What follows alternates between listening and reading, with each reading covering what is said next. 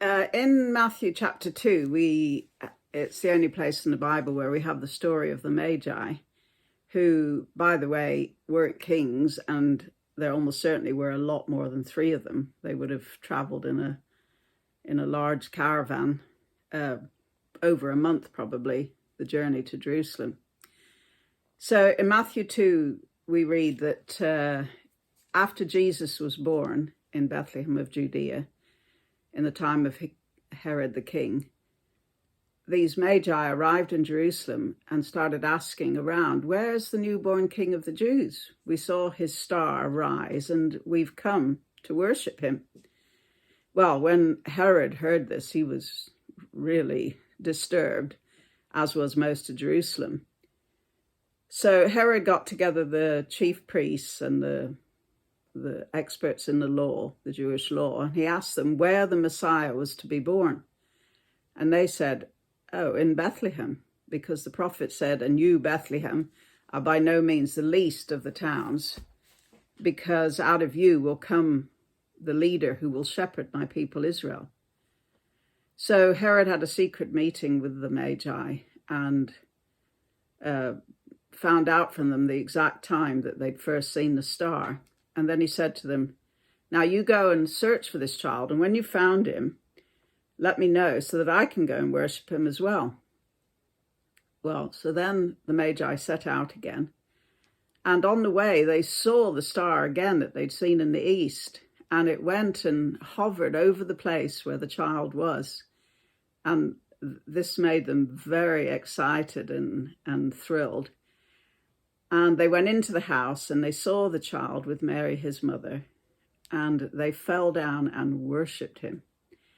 And then they opened their treasure chests and gave him gifts, gold, frankincense, and myrrh. And then in a dream, God warned them not to go back via Herod, so they found another way to go home. Well, I don't know what you think of when you think of worship. Do you think of like singing in church? Well, there's no singing in this story, and yet the word worship is used 3 times. What can we learn from the Magi about worship? Well, the first thing the Magi did was they waited and they watched. And the prophecy about a star arising, strangely enough, came from Balaam. So way over 1,000 years before this. And these Magi had watched the skies for all this time. And then they'd seen the star rise, which signified the Messiah being born, the awaited one who would rescue the world. And so the first thing they did was they waited, and while they waited, they watched the sky. When they saw the star, they didn't just look at it. They went. They did something about it.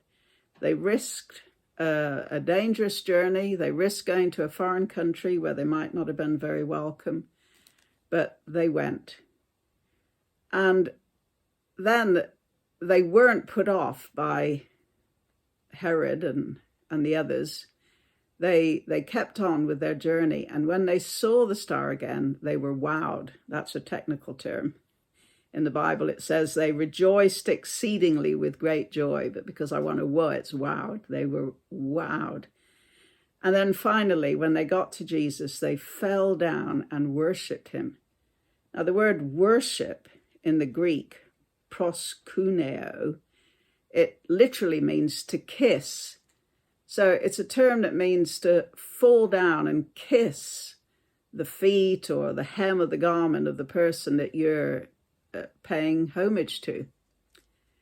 And I think that's something for us to think about when we worship and as we worship, that it's a case of giving total homage and adoration and kissing the hem of Jesus. It's telling him, it's making him to be the most important, the one who we give ourselves totally to. And what they did after they worshipped, and as part of their worship, they gave him gifts. Gold that had to do with him being a king, frankincense that had to do with him being God, and myrrh that had to do with him being a suffering servant. And part of our worship is always to give. And we can't now go and see the child Jesus, but later on in Matthew tells us that when we give, when we help any vulnerable, least person, we're giving to Jesus. So one of the ways we can worship Jesus is to help the poor, the hungry, the thirsty, the needy in whatever way. That's one way to worship. Another way is to patiently look out for Jesus and his coming, to be looking forward to it with great joy whenever we see signs of it coming. And Jesus it isn't just when he's going to come finally, but Jesus comes in our day-to-day lives. And so basically, to learn from the Magi that worshipping means to wait, to watch for Jesus.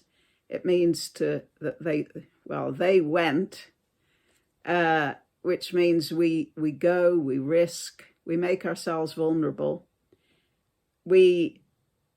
Our worship should be wowed. We should be rejoicing if we're really worshiping the great God. And finally, our worship involves giving to the least of these.